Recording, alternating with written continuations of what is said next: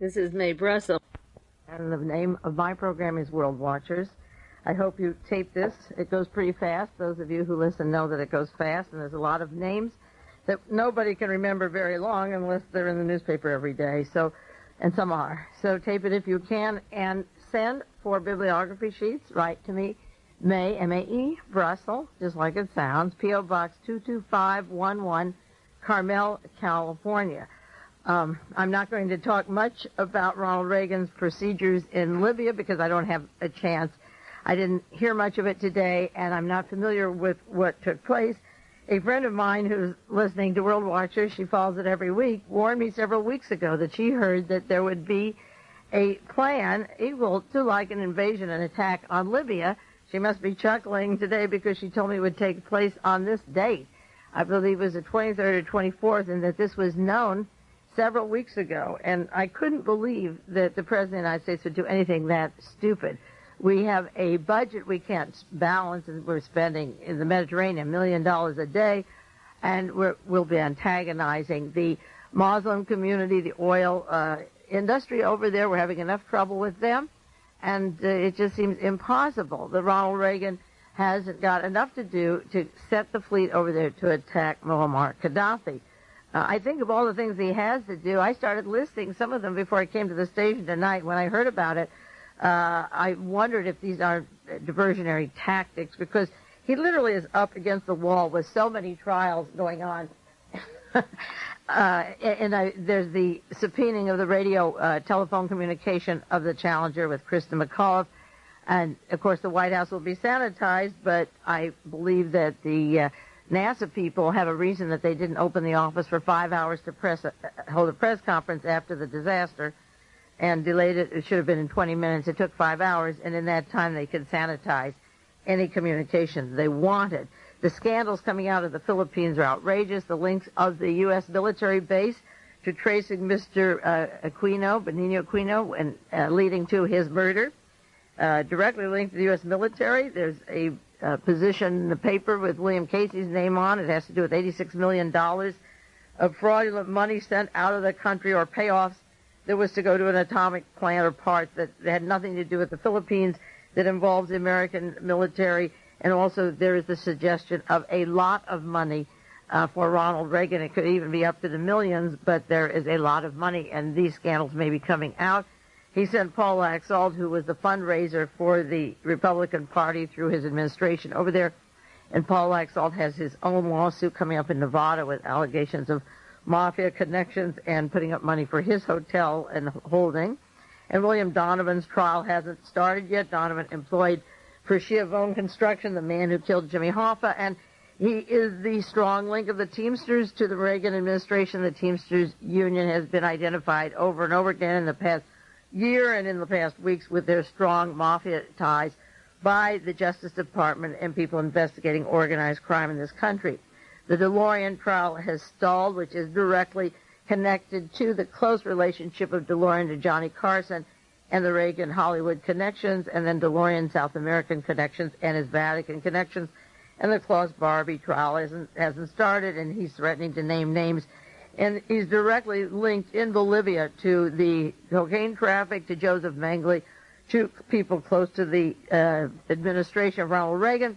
And shall I go on? Tomasi Buscetta, the primary witness in Milan and in the United States for the pizza trial, the mozzarella pizza trial. The organized crime and heroin traffic is linked to Donald Reagan, the chief of staff, and Merrill Lynch.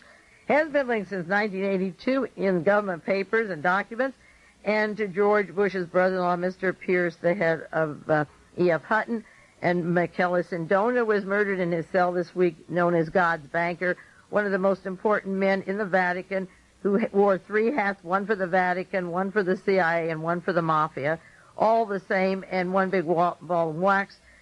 Somebody gave him the cyanide, so there's still a murder or a team of murderers running that operation, and a arrest in Miami of Mr. Rega, the head of the Argentine death squad, who works with the P2, and Licio Gelli, who's still out running. Licio Gelli of the P2 and the Nazi fascist circle was at Ronald Reagan's inauguration, and he's closely linked to Michael Ledeen and Claire Sterling, who passed off the shooting of the Pope as being a terrorist from the left, where it was CIA and government controlled. And Mr. Pazienza is talking in his cell about Stefano Della Calle, the co-worker of Lizzo Gelli, being in Miami, going in and out of Miami, the world's worst terrorist since Otto Skorzeny died.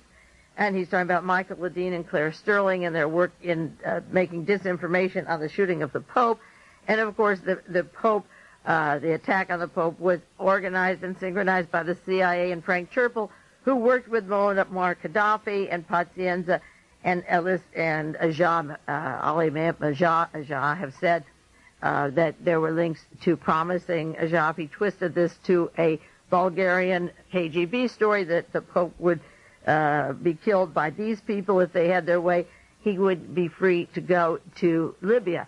And, of course, the White House chief of Ronald Reagan's personal finances, part of the kitchen cabinet, Mr. Wilson, and I'll talk more about him next week, made a quick trip down to Libya yesterday, and he still sells oil and works with Gaddafi as a businessman. And so the Vatican agent, our ambassador to the Vatican, was down there with Gaddafi yesterday, and so the shooting started today.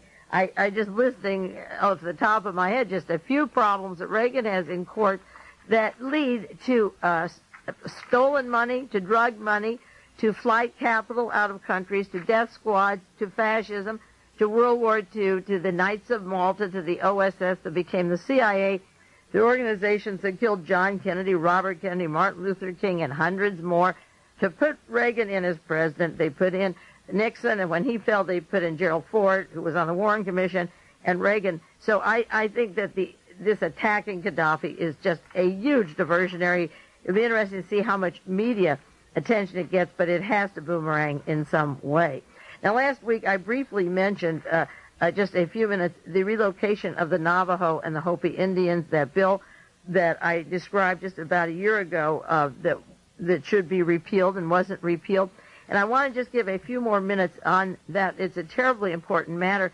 And we talk about Libya or South Africa or the Philippines, and it's very convenient to worry about murders in Chile or Brazil or Egypt. But in our own country, we are avoiding too much the real story of what is happening to our own treasure. And it is a treasure. The American Indian, their philosophy is a treasure. If you read the Book of the Hopi, if you know Indians are familiar with their traditions, this is a national treasure, and instead of protecting it, we have been systematically wiping it out. A subscriber to my broadcast who lives in New York sends me a subscription to Agca Sasne Notes, which is a newspaper put out by the Indian tribes several times a year, about 4 times a year. And in their last issue, they have the addresses of people you can write and phone numbers that you can call if you're concerned about what is going to happen at Big Mountain this summer near Flagstaff. In this newspaper, there is a reminder that the Hopi Indian, the Hopi Navajo joint use area problem resolved in a relocation order in 1974 that the Navajos were to lose their land. Now, in 1974, Richard Nixon had just won his election. He wasn't out yet because of Watergate, and this had been building up in the 70s to move the Navajos away from this land. And the man behind that, Senator Barry Goldwater of Arizona, is a politician who was the one to catapult Ronald Reagan and nominate him for his high offices, governor, and then push his presidency. And Goldwater has always worked with Richard Nixon very closely. So in 1974, the wheels started. In July 1986, the eviction notice takes place. And at that time, Ronald Reagan's spokesmen have said the U.S. Marshals and the U.S. military can come in and kill any Indians that are there. Based on the 1974 Relocation Act, the spokesman for Ronald Reagan said, Richard Morris, that starting in July 86, the eviction of the Navajos will be enforced by U.S. Marshals and the U.S. military, and they want to move them out. Now, there's approximately 10,000 Navajo Indians that will be forced out. And the whole thing about is that certain companies, such as the oil companies and the uranium companies, the coal, particularly coal and uranium, the Peabody Coal Company, and the uranium that is underneath their land is what this government wants. to make atomic bombs, hydrogen bombs, plutonium bombs, and so forth. The addresses, I'll read them fast, but again, send me a self-addressed stamped envelope and you can have them printed and see them. There is a big mountain legal organization in Flagstaff, Arizona, 2501 North 4th Street, 86001, Flagstaff, Arizona. There's another support group nearby in Berkeley, California. You might call them 415-841-6500 or write 1412 Cypress Street, Berkeley, 94703. There are 3 organizations, another one in Arizona, and I can give you the addresses of where to write. As of December 19th, 1985, just about 6 months ago, or 4 actually, Congress passed the law which would provide money for them to relocate, $50 million to relocate 10,000 Navajo and Hopi Indians. But there's a lawsuit coming up already that they're being ripped off of the money. When they move to other places, the relocation homes and the real estate people are ripping them off. The loan companies are ripping them off. They have no ordinary protections, and therefore they are being touched at the other end as they leave. Those that are willing to leave and take the money to leave are being ripped off at the other end. And Big Mountain is a special religious place, a meeting place, and they really do want to stay there, and there could be terrible consequences in the summer if we bring in the troops and begin shooting the Navajo and the various Indian tribes that will be there. Now, when Richard Nixon came into power in the early 70s, he began his foreign policy and his domestic policy with a specific goal in mind. And I have a very interesting book called Global Reach, The Power of Multinational Corporations. It's written by Richard Barnett and Ronald Mueller. Simon & Schuster published it in 1974. And there's a quotation here in 1971, within a year of the Nixon's administration, his game plan was to take over Chile, and he set up teams specifically through the Treasury Department under Director John Connally, who also at one time was Secretary of the Navy, and they were to begin the destabilization and the strangling off of the funds for Chile to cut down a loan from $220 million to $35 because Mr. Pinochet hadn't won the election, and they would be sure to remove Allende, and also the military aid would jump for the military aid to overthrow Allende from 800,000 to 12 million in just 2 years. But in 1971, when he did this, the Secretary of State for Richard Nixon was William Rogers, who told the corporations that the Richard Nixon's administration, he said the Nixon administration is a business administration. Its mission is to protect American business. Now, the interesting thing is William Rogers, the Secretary of State, who then proceeded with many murders in Chile and concentration camps and tortures, he's speaking right up front that the Nixon administration is business. And domestically, the Nixon administration was business. They signed over that the Indians had to move to get ready for the uranium to belong to the corporations and the Peabody Coal Company. Now, in 1971, John Connally worked closely through this time period with the British-American Commerce Corporation known as Permindex, the assassination teams described in the Torba document. John Connally and the Secretary, as Secretary of the Treasury, was to take over the destabilization of Chile.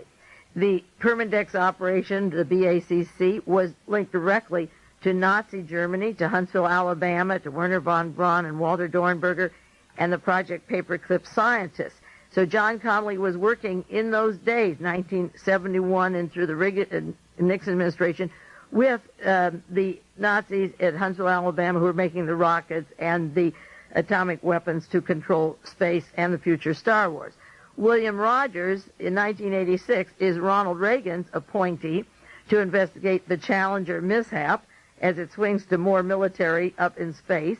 And the orders for the Challenger to lift January the 28th to override Morton Theocal in Utah came from Huntsville, Alabama, the same people that had worked back in the 70s and in the 60s with John Connally, mentioned in their role to kill John Kennedy, and then overthrowing Allende in the 70s, and Connally's Department of Treasury doing that work, and the orders to launch in the cold, which was tantamount to being fatal, came from Huntsville, the same people who worked with Connally back in the 60s, again in the 70s, and Ronald Reagan's warning the U.S. military can kill the Navajo Indians will take place July 1986, and the uranium that is under the Indian property will go to Huntsville, Alabama for Star Wars and weapons.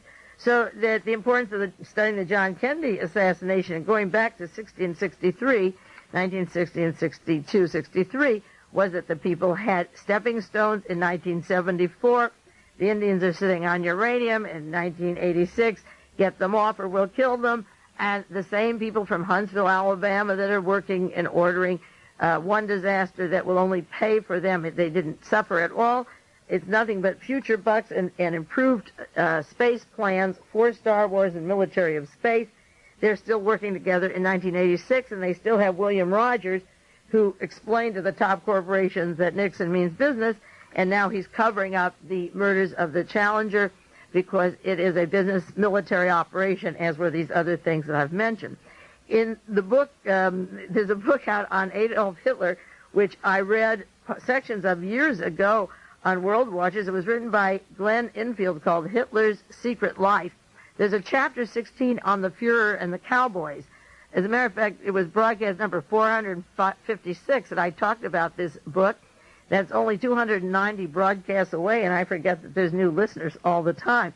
And I cited this, and I might have updated it many times, that Hitler had a passion for the American cowboy, and he had a man named Karl May, a German, who wrote about the American frontier. He sold 70 million copies of books. He never had been in the United States at all. He never left Germany.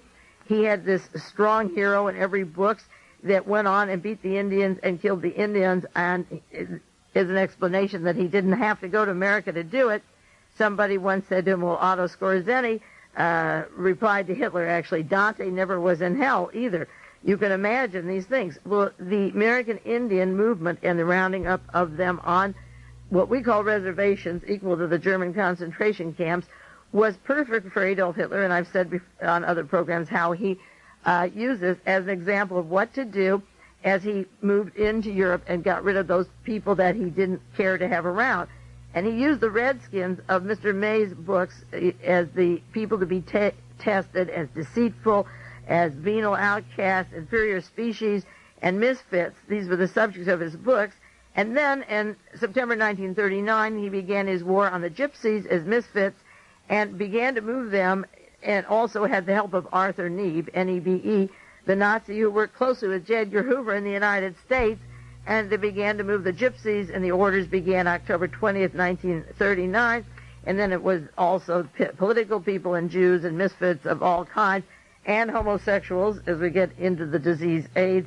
He had a list of hate things that he would do, and he patterned the treatment that the Americans had done of the Indians. Now, switching to another subject, I won't do much tonight, but I do want to mention that victory of Lyndon LaRouche and his people in Chicago. The L.A. Herald had an article, LaRouche Problem for Orange County Democrats, and it's about the landslide of Lyndon LaRouche's particular party. You know, he's run for president every year. He's described as a Nazi party. I don't believe he's any more Nazi than the Democratic Party or the Republican. David Lehrer of the Anti-Defamation League describes the LaRouche group as a bizarre cult group with clearly anti-Semitic messages. I don't think that the Democratic Party is any different. You may be shocked to know that I believe that. I take Lyndon LaRouche's executive intelligence review, and I take his New Solidarity. I don't believe everything he says, and I don't believe the New York Times either, or the Wall Street Journal. But he has more information about what's going on in the world than they do, and he's been years ahead on the closing of our agricultural farmland, closing the American farms, starving off the food production. He's been years ahead on AIDS in Africa, AIDS as a disease, as a weapon. He's the only person that ever published articles about Henry Kissinger, keeping track of where he is. And Fritz Kramer, I never would have heard about Fritz Kramer, investigated the Battle of the Bulge, and gotten into the Star Wars because of Fritz Kramer with Daniel Graham of High Frontier from the Defense Intelligence Agency. He's causing quite a stir. The Los Angeles Times had a story, everyone sharing the blame for the far-right vote victory. And this article in the LA Times said a lethargic Democratic organization, lackadaisical campaigning, inattentive news media was responsible for two LaRouche supporters, one to become lieutenant governor of Illinois and the other secretary of state. Well, the Democratic Party is lazy. They are indifferent to genocide. They're indifferent to assassinations. They're indifferent to the disease AIDS. There wasn't hardly anything at their platform in San Francisco. And they run people like Geraldine Ferrara. Well, we won't go into her. They don't have candidates that even meet the issues. She was selected by Roy Cohn to be vice president for the Democratic ticket. And as I say, they'll do more on it. Lyndon LaRouche's group are saying that they'll bring tanks down the streets and wipe out AIDS through mandatory testing, and they will round people up. They're not going to be bashful about spreading the disease AIDS. Now, I have some friends that are political, and many of them in the San Francisco area who get my broadcast that's here on tape cassette and hear it up in Oakland and the Bay Area. And they go to the hall, City Hall, in front of the streets where people are dying of AIDS so they can be seen physically. And when you talk about the politics of AIDS, they don't understand a thing about it. Well, they'll understand it because the LaRouches, if they have their way, will round them up or give people the idea, like the Hoover Institute, of putting armbands, of separating them, and they will become the new gypsies, the homosexuals, and a large proportion of the black population first, and the artists and writers and the people into design and the creative arts. A good section of them are homosexual.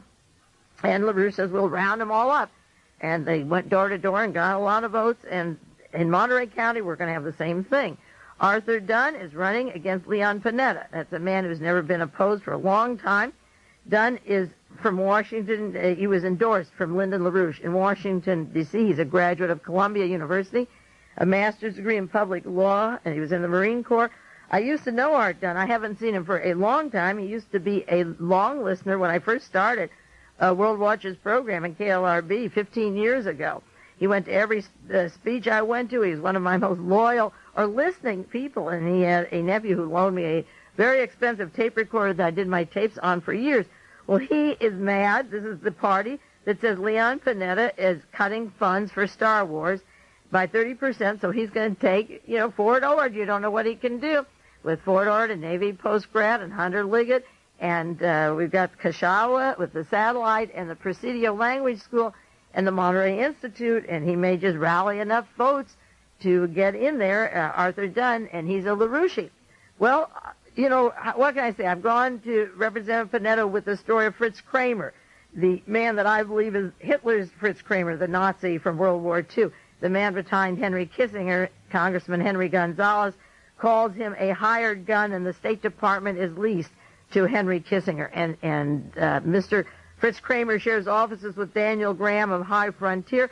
If the Democratic Party rejects everything you say or writes or doesn't care, then which candidate deserves to exist if they turn their back away? You can't do that anymore. It isn't very good in terms of political expediency, yes, but in a long-range plan, these people have long-range plans, and you have to take into consideration what their maneuvers are.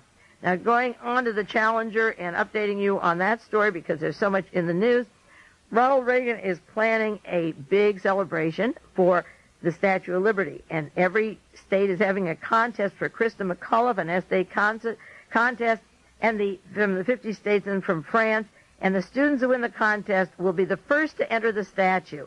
Now, Ronald Reagan isn't that interested in schools, in education. Just look at his track record. Why Krista McAuliffe? This is so obscene. He's not doing it to the 7 astronauts, and they're not new immigrants to this country. He's not. How can you single out one person and have a contest for her and not the other 6? He's going to have 1,000 violins, 1,000 tap dancers, and Kenny Rogers, the Globetrotters, Mary Lou Retton, etc. He's going to have a 4-day show of ships, of planes, and 40,000 immigrants made citizens in this country. But the point is, I think that Ronald Reagan has a guilt. I think he's going to cover. He was going to use Krista McAuliffe for a State of the Nation speech to Congress on his progress of the past year and hopes for the future. And all he talked about was the war machine, Star Wars, AIDS, and a new star weapon, a quick airplane that accompanies the Star Wars. Krista McAuliffe was to be the symbol of the domestic scene hiding the star warfare projects that are on the burner, as well as the Heritage Foundation and the Stanford Institute, the Hoover Institute, rather, pushing Ronald Reagan's AIDS program, investigation of AIDS, and funding of the space shuttle for diseases, immune systems, and crops that I've talked about. He, I'm sure, has Christ in mind because they've subpoenaed those tapes from the White House. And, of course, you won't hear anything any more than Rosemary Wood's tapes about who called down there to launch, but they should go to NASA and find out, as I said before, why they didn't open up earlier. And the Wall Street Journal has an article, probably this is the definitive as of today, because it just came out this morning, March 24th, on the NASA Challenger and the disaster. NASA, citing failed seal as a cause of shuttle explosion, is now to focus on the putty. And the gist of it is they've pinpointed the failure. They'll focus on the putty this week, on the joint. And they feel that there was a failure in a seal joining the two sections of the rocket booster, and that the heat went through a hole. There was a failure where the gases burned a hole that could ignite. Now, in working on this, they have listed the possibilities, again, of the cold. Wayne Littles, the Associate Director of Engineer at Marshall, the Huntsville area, has what they call Scenario 6, which is was close to the investigation as they can go, and it's gaining wider acceptance. According to this theory, cold temperatures may have stiffened or slightly frozen the putty in the rocket joint. The cold temperature, the putty is supposed to flex or bulge slightly at ignition, forcing the rocket seals to close the joint. But it's temperature sensitive. It will hold pressure off at low temperatures for a short time. In this case, it happened to be 10 seconds. And then the thing burst open. So they're going into the cold. They're looking for clues into the mystery plaguing the investigation, the putty mystery. Well, there's no question about that. The question is, why did you go knowing what would happen? And they're saying that no tests were performed prior to the Challenger's launch on the putty. How can you make a putty and send up people and billions of dollars and not know and not have a test on the conditions in which you can use the putty? The investigators have narrowed the factors contributing to the seal failure to 6, including apparently the putty as part of the disaster. 1, the damage to the seal during assembly. Now, when it was assembled, you could have sabotage through Lockheed, the maintenance people, to sabotage the shuttle program as it existed in order to build new shuttles that they know are better, and this was already a damaged system, and they knew it would only be a matter of time before it blew up. The other is failure of a backup seal, and they knew they had no backup at all. They were told they did away with it several years ago. 3, delay in closing the main seal. Well, the delay of the seal was that it was frozen. 4, the stiffening of the putty. 5, the presence of ice in the joint that might have forced the seal out of place. Well, it's hard to find a photograph of ice, of melted ice at the time, but they're admitting that ice was in the joint. And 5, a breach of the main ring due to a number of environmental factors, including cold and humidity. Well, there wasn't any other environmental factor except cold because it was below zero and it was the coldest they ever launched, and they were told the cold would do it. So they have said that they're ruling out the chance that there was a hole poked in the rocket because of ice daggers as it went off, but they have photographs of the smoke ring, and they felt that the shuttle was a victim to cold temperatures.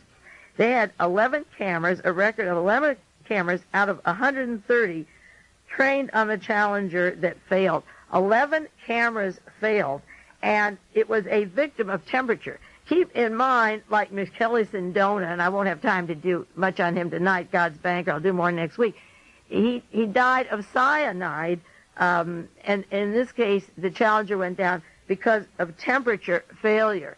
Now, all that fighting and all those memos saying you can't go, you can't do it, and they did it, and the pressure coming out of Huntsville and the top team saying go, the secret of why it went down and what they planned next is the real story. The temperature didn't give orders to the shuttle. The shuttle went and malfunctioned because of the temperature. Now, they spent a lot of time on that. This conclusion is almost the winding up or winding down of the Rogers Commission.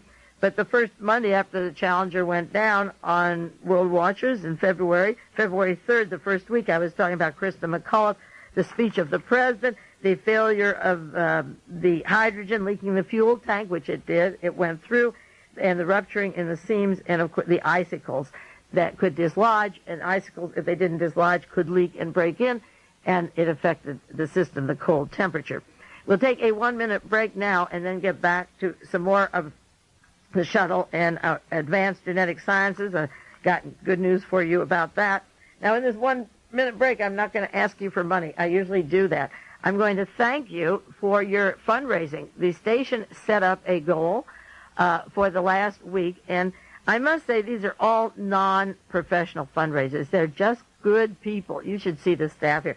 They're so darn dedicated. I guess you know as you listen to different programs. They are so reliable, and they're here, and they're really wonderful. They team in and got this thing over even their goal. Maybe it was a modest goal, but they worked hard, and they did make what they said they wanted, and I want to thank you people that called in, World Watchers listeners. I really appreciate your participating and being part of this station.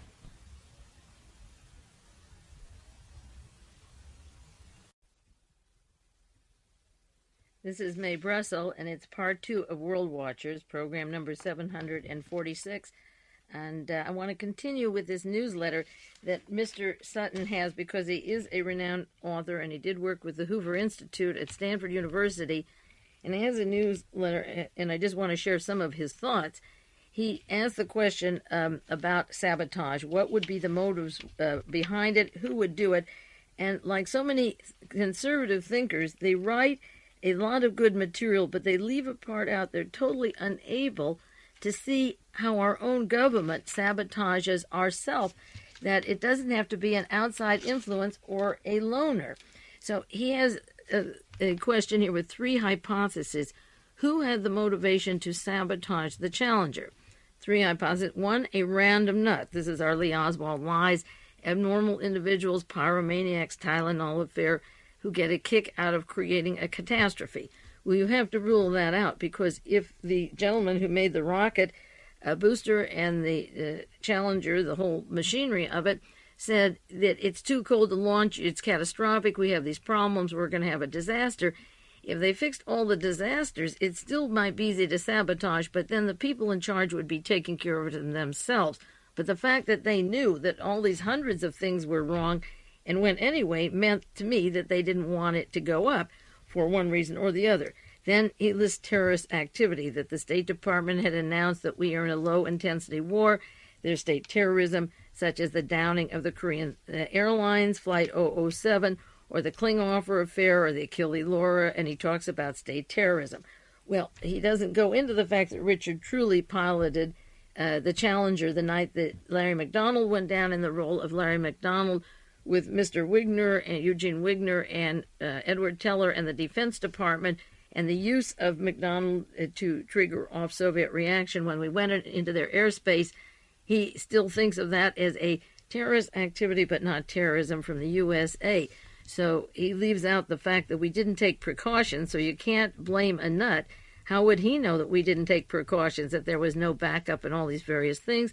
And he doesn't take into the fact that the United States are terrorists, even though they have a very good record of that.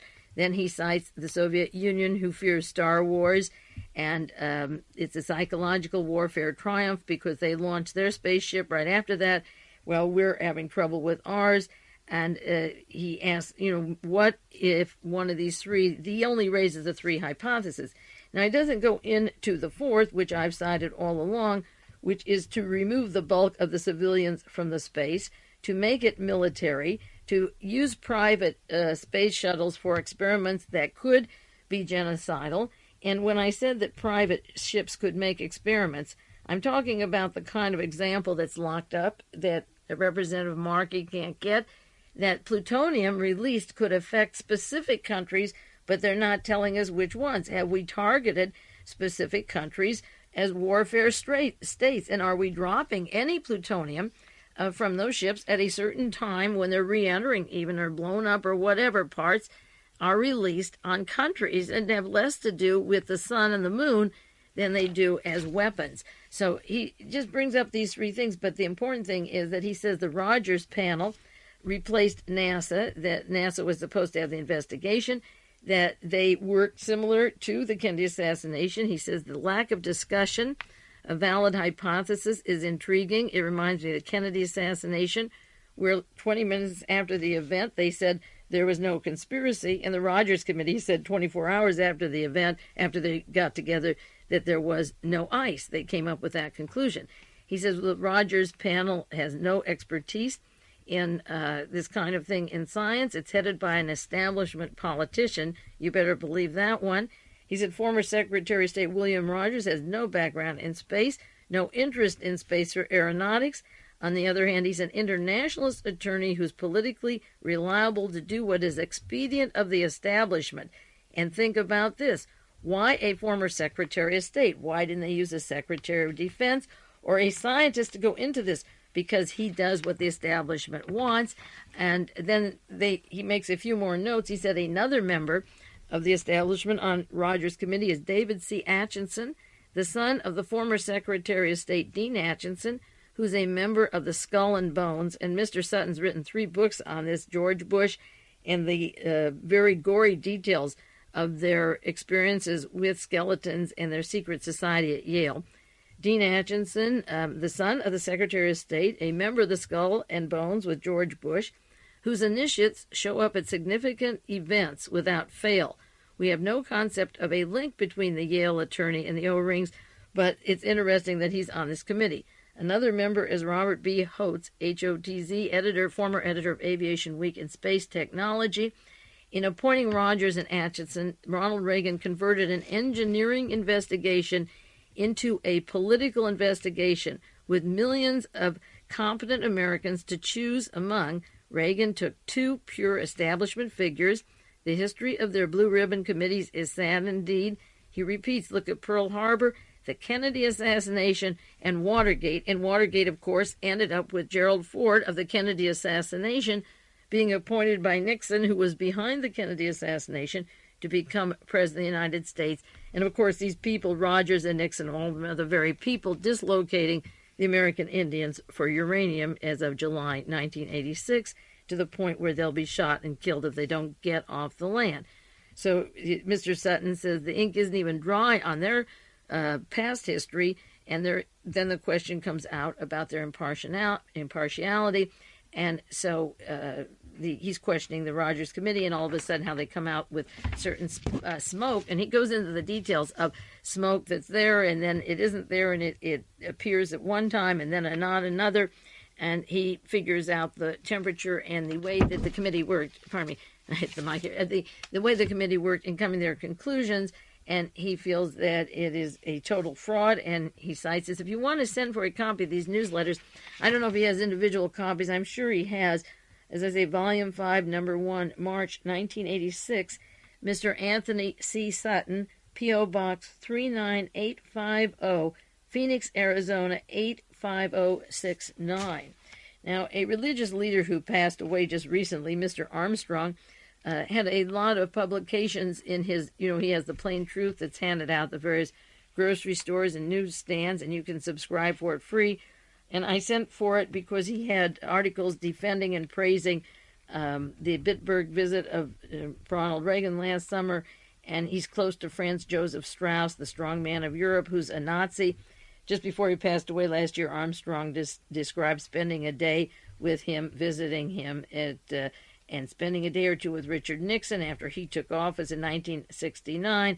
And he's throwing around names in this particular article about the world of tomorrow, Mr. Strauss and Mr. Nixon. But the cover of the Plain Truth, June 1985, and I sent for it, and it's free. They mailed it right back to me. The cover is, Who Will Rule Space? Experts warn who rules the space rules the Earth. This was June 1985, a month after Bitburg, and the whole issue is about ruling the space because you rule the Earth, and that's exactly what the Star Wars and this program is about. And part of blowing up the this Challenger or allowing this to go down, and I'm sure there were other factors that, in case it wasn't cold, that they could do, would be to replace it with very complicated laser-equipped satellites and particle beam satellites, and turn the space activity into the warfare machine, which it was meant to have as its own. And as I would say, as of August of 1983, when the Challenger was used and Larry McDonald was Deep Sixth, the shuttle program had been long into military activity. But at that point, with the Star Wars in March '83, the president was introducing something new to the skies, New to you who haven't studied Project Paperclip or the Nazis during or after the war, in the intent to control the world by space.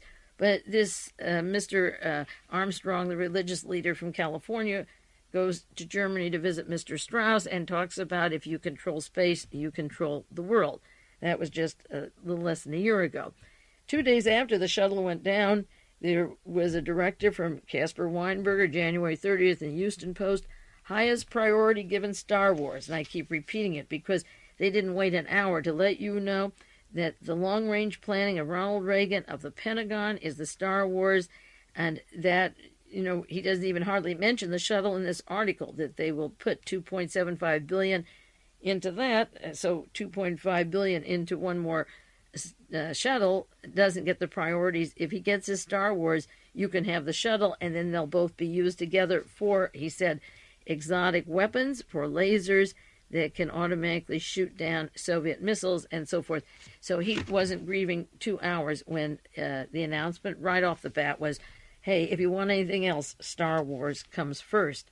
Now, shifting gears, going into another subject, which is important, there was a hearing just last week for advanced genetic sciences. It was on Tuesday, the 18th of March. I had to be in L.A., so I didn't go to the hearing, but the conclusion, according to the LA Times and the local papers, was test of altered bacteria delayed further. There's going to be a moratorium for 45 days to do further studies. And in that time, I want to write and cut myself off from a lot of things I'm doing and write about AGS and their links to Standard Oil, to Roman Haas, to IG Farb, and to the International Combine, and see if I can put together a small equivalent of a paperback book and get one to each of the supervisors. This is hard, going between two cities, but this is what I'm working on. Sam Karras, the chairman of the Board of Supervisors, said he won't make a final decision until he gets the facts. But the facts come pretty easy if you know the cast of characters. You can't prove or disprove something, but if you know who's directing a film, if you know who's acting in it, if you know who's composing an opera, if you know who owns a corporation, you have a much better way to guide what is going on, because you can't get in their minds to know, but you have some way that you can come to some conclusions. And it's important to put down their past track record and, again, bring up the question of why California, with international money, why does it have to be here? Why the secrets? What was their hurry to test it 10 months earlier? What else have they done? Where did they get all their power and their links to the very people that were during extermination during World War II and escalated the germ warfare and the biological warfare after and up to this point? If the plans to relocate and move Indians could move through the 70s and up to 1986, and the space shuttle had plutonium for countries that they won't tell you which countries, then why can't they have it for Mexican farm workers in Monterey County for the same reasons they're not going to tell you? Now, March the 11th, 1986, there was an article in the New York Times that's important, and if you have your pencil, write this down, or you might write to the Environmental Protection Agency or the people mentioned here. The article is on the pesticide bill. There's a new pesticide bill coming before Congress. The agricultural and chemical industry joined, for one of the first times, environmental and consumer groups for specific legislation on the use of pesticides. They've been fighting each other. Now they want it specific. The manufacturer of the pesticides would pay for testing of their chemical. The industry would pay $75 to $80 million to help the Environmental Protection Agency in testing it. They'd test federal insecticide, fungicide, and rodenticide act, this is called. Now, rodents, again, Zyklon B was for rodents. That was the extermination gas for rodents. That's what Mr. Bernard Goetz called the blacks in New York City, the sewer rats. I believe that rodents are terribly important, but the rodenticide as part of the insecticide. But keep in mind that the advanced genetic sciences got through somehow making live altered bacteria be called pesticide. To go on to this article, it says there's more than 600 active ingredients, 45,000 pesticides. Pesticides often go on the market before adequate testing to see if they hurt health or environment, they admitted. and Senator Richard Lugar of Indiana, who's not only on the Foreign Relations Committee, but evidently is on this, and Representative Berkeley Bedell of Iowa, Democrat of Iowa, and Dr. Jack Early, president of the National Agricultural Chemicals Association, are all working on this, and an Albert Meyerhoff, lawyer for the Natural Resources Defense Council. Now, they're making proposed legislation, and this is very important for advanced genetic sciences and the people behind it. Standard Oil and DuPont and Roman Haas, and over from Germany and Sweden and Belgium, the Max Planck Institute, and so forth. We can't hardly check them out. Number one is a proposal. Pesticides registered under false or invalid data would be banned. Okay? Now, there are other suggestions. Communities around the pesticides would be assured their right to know. AGS didn't tell anybody, the Monterey County or anybody, that they were coming or where would it be or what they were doing, and they were putting live bacteria here. They would guarantee access to industry, health, and standards to check it. 3, they would prevent importing food from countries that contain banned pesticides. We have things in this country such as pesticides that cannot be put on coffee leaves where you would be, it's a carcinogenic, you'd get cancer, but they send it to Brazil or Colombia, then you buy the coffee beans from over there and get what you can't have grown in this country. You can't put it on, say, cigarettes grown here, but you can get it on coffee beans coming back to you. They would stop that, and they would inform people on the various ingredients that were there that cause health problems, and they would stop importing pesticides from the United States to foreign countries unless there was a warning or restrictions. We send food to them that is terminal and causes cancer, and we don't tell them. But getting back to the first item, pesticides registered under false or invalid data would be bound. Now, if you have a fountain pen and a 22-cent stamp and the inclination to do so, please, it'll take 44 cents because you need 2 stamps. Please write to Representative Berkeley Bedell in Iowa, Senator Lugar of Indiana, and if you're not sure what I'm saying, go to your library and get New York Times, March the 3rd, 1986, on a pesticide bill, and say, how did advanced genetic scientists get live bacteria classified as a pesticide? That's the question. How did it get called a pesticide when it's bacteria? And that is a false data that has been given, and it should be checked out, and maybe we could stop that kind of spraying of live bacteria by falsely labeling it as a pesticide. Now, the newspaper this morning, Monterey Herald, had a story. Gene firm expects Environmental Protection Agency slap.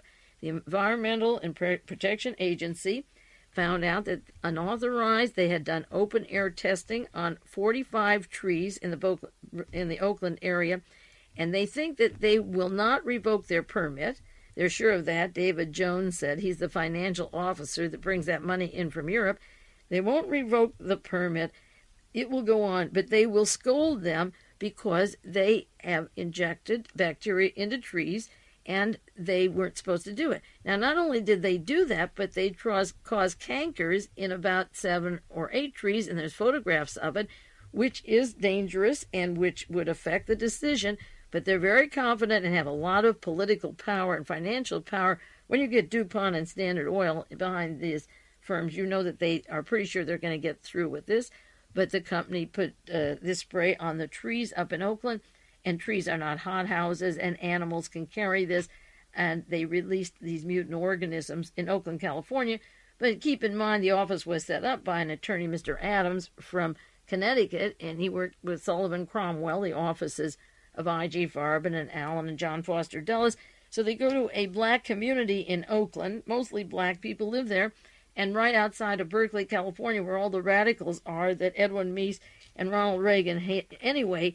And on the rooftop, they can spray these trees, because what difference does it matter if they get cancer? And so what? To these people, it doesn't mean a thing.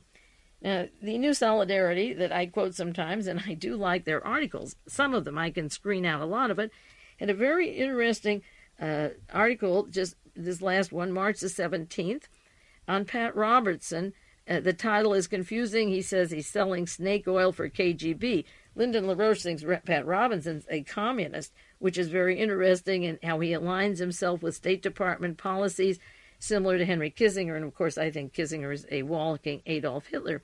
But the article is about Pat Roberts associating with people in the State Department who want détente with various people in the Soviet Union and are suspicious about the Star Wars and believe that the Defense Department is on bizarre grounds, that maybe we shouldn't be thinking in terms of war with the Soviet Union. Of course, Pat Robertson wants to be vice president, or has been promised it, under George Bush. As I say, I heard the allegations that they were helping DeLorean get off, and in return this would what he would get. But then the article tells us that he's a product of W.R. Grace, which we know. He was a roommate of J. Peter Grace at Yale. Again, the Yale gang clicking together. Very strong with Pat Robertson. He works as a troubleshooter for Grace's operations in Latin America in the 1950s, and in Peru helped open up the dope contacts that came in. He worked down in South America in the 1950s for J. Peter Grace before he took on his multi-billion-dollar narcotics traffic. But in the article, it goes on to say Robertson shows his true colors. He's shown them before because he promotes Jeremy Rifkin. That's Rifkin, the fellow running the lawsuit right now to stop AGS, and he refers to Jeremy Rifkin, as being close to a group called the Club of Rome. In his book, like Entropy and the Emerging Order, God in an Age of Scarcity, Rifkin preaches industrial development and material progress are evil that run counter to the will of God, and that the world's population should be drastically reduced to create a steady state economy. Now, I have to get Rifkin's book out and see if these quotations are right. He says that Pat Robertson defends Rifkin, and he meets with him. He's had him on his program. Rifkin is a member of this New Age conspiracy, which the LaRouches hate, but it goes on to say that Robinson insisted on having Rifkin with him to his 700 club twice, and he doesn't agree with everything Rifkin, the quotation says he's on the talk show, and he doesn't agree with everything Rifkin says, but he was with Pat Robertson and J. Peter Grace. Now, I called Jeremy Rifkin as soon as I heard about AGS coming into Monterey County, the salad bowl of the world. I called him in Washington, D.C., I talked about DuPont, I talked about Roman Haas, and he gave me the coldest shoulder. He is sort of the Mark Lane of the environment. Is he actually a cover like Mark Lane was for the Kennedy researchers? Is he the environmentalist that people go to? Because the people close to him here in Monterey County, and he himself, when I talked to him, he said, oh, send me anything you have about biological warfare of Roman Haas. I said, look, this is a biological genocidal weapon. You think he was just born, a virgin birth yesterday that didn't know a thing that was going on, deaf and dumb. You know, it was like I assumed this man would, filing these suits to stop AGS, be aware of what was happening. And I got what I've gotten a lot of times, and it makes me just put this person on a question mark status. So I thought it was interesting that Rifkin is a guest to Pat Robertson, that he has written this book. I've heard about his books, but I've never read his quotation, unless it's quoted wrong. They have a quotation mark that the population should be drastically reduced to create, in quotes, a steady state economy. Now, that's Bertrand Russell says reduce population. There's too many people, and we need a plague to reduce it. And William Colby says there's 30 or 40 million too many Mexicans. And the Environmental Protection Agency had spent 100,000, oh, goodness knows how many more, but that specifically to try to give cancer to Mexicans. And so I wonder about Rifkin, and I'll go right away to the library or the bookstore and see what I can find out about him. I got out again that wonderful book, The Last Hero, by William. It's about William Donovan. It's written by Anthony Cave Brown, because in this book, towards the end of the book, it has the network of what is the Permindex operation that John Connally was part of, that put Nixon into power and Reagan into power, and how in May of 1945, when the war was over, the British intelligence and the American corporations got together in New York and Panama and set up what they called as the British American Canadian Corporation.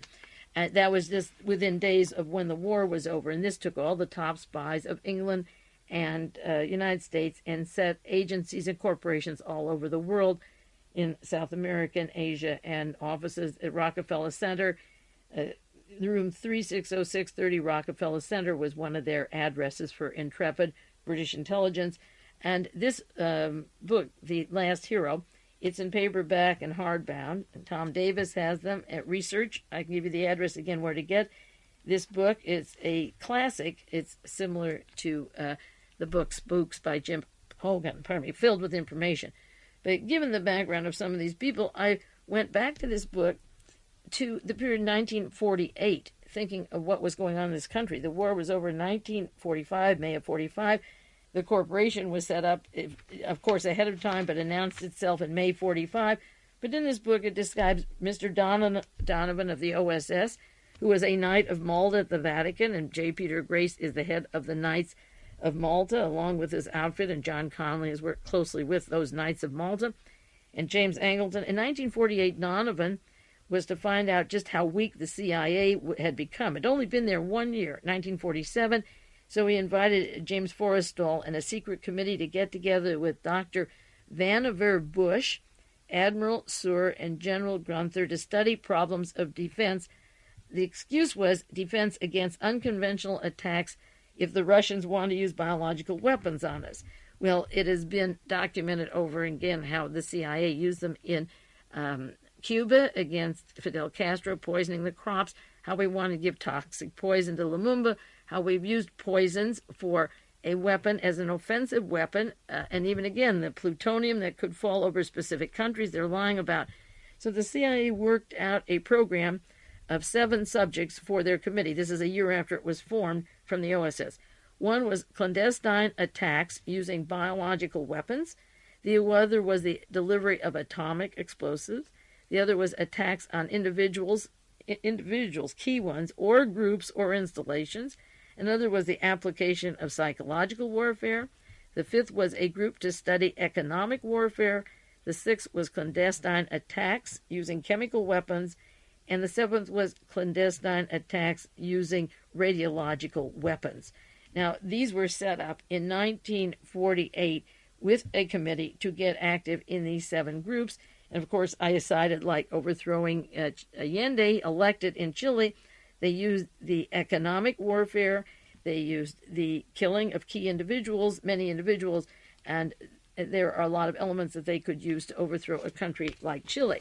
Now, this thinking of genocide probably runs through the literature during and after the war more than we realize, and once you're clued into it, other books that you have and literature that you have makes more sense with things that you read earlier that hadn't made sense. And you wonder why your local governments, your supervisors, your local people are so pacifistic about, they don't matter, it doesn't matter about AGS, this bacteria here, why they're so peaceful about it.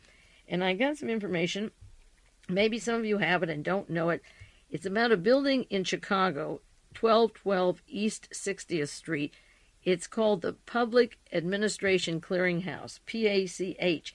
It was set up by Rockefeller money, first the National Municipal League, which trained people in public administration, at 1313 East 60th Street, training people in public administrations to go back to your local government to sit on your city council as city managers.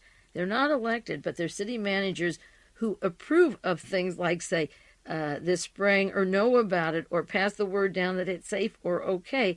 And the city managers are trained in Chicago, and an organization put up by Rockefeller money and Rockefeller Foundation, similar to the Council of Foreign Relations, has an international city managers and association, and one for 22 lobbies that affect us in the United States.